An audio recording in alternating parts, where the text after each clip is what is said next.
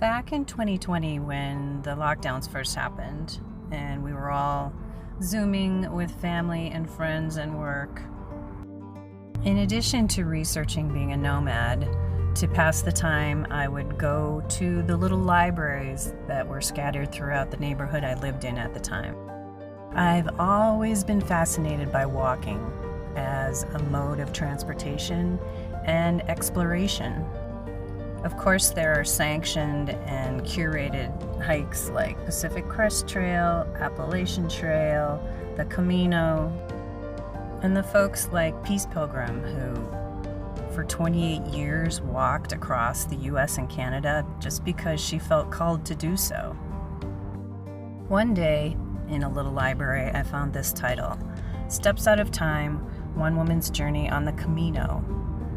This woman's story really captivated me and got me started thinking about the emotional, psychological value of an extended hike. Where I was living in Minneapolis at the time, in a stretch of reclaimed railroad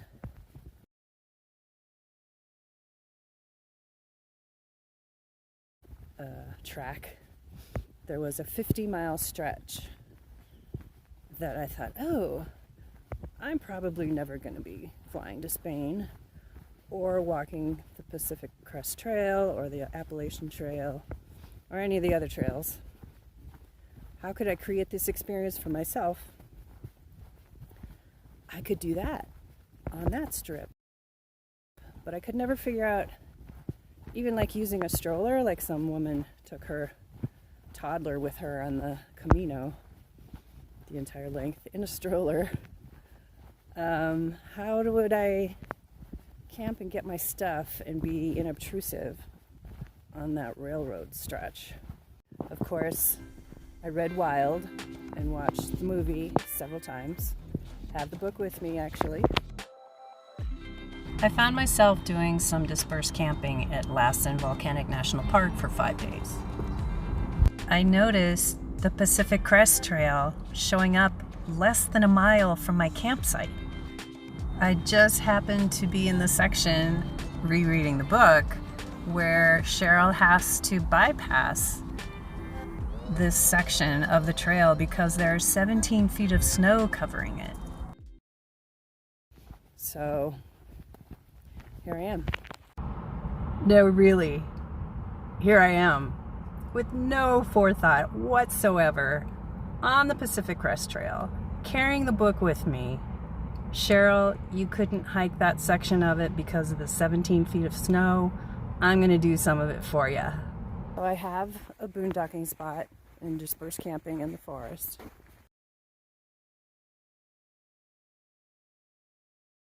And I'm hiking, walking, loops of trails, combining both PCT trails and forest roads.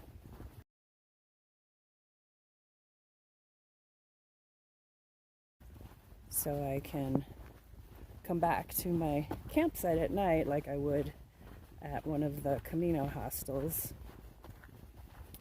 and do it again the next day. Except it didn't quite work out that way. It got really cold while I was there.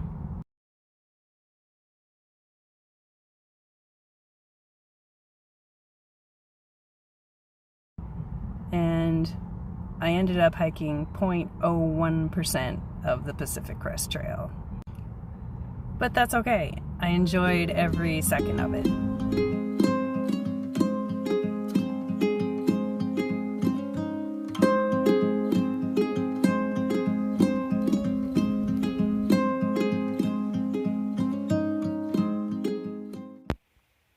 I think that means no mountain bikes.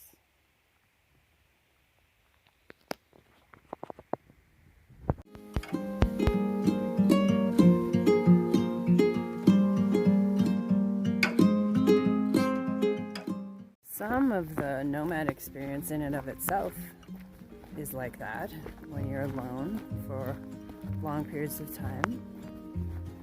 But it's too easy to be distracted by technology and watching movies, flitting through YouTube and Facebook. You don't get that undistraction, so your mind can wander and do the processing that it needs to do. And I am guilty as charged of doing all of the above. But out here where I'm camping, there's no signal, or very, very, very little. So I can pull in a website here or there, but I am getting reacquainted with letting my mind wander and getting the benefits from that. It feels great. It's all of the thoughts that don't have access to your awareness, they can suddenly start popping in and give you ideas and impressions and insights that can't get past all that noise. So while I play solitaire with a real deck of cards, I've been getting reacquainted with all of that wisdom and connection to myself. And I get it, for some people it's the last thing they want to do. I get it. But for me, that's the frontier that calls to me the most. The one inside. The transformational aspect, possibility, is what interests me. And yeah, I get the whole physical aspect too. I just saw Woman King twice and was so excited about that story being captured on film and shared with the world, and the rigorous training all of those actors went through to be able to reenact those fabulous warriors. I would love to get into that kind of shape, probably not going to. So what am I able to do? This.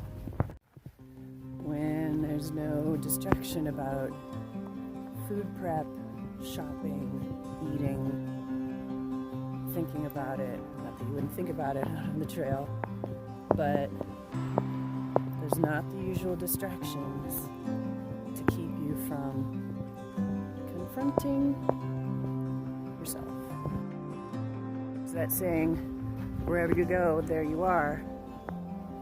So regardless of the trek, how long it is, well, maybe it depends on how long it is, but what do you do with yourself and your thoughts?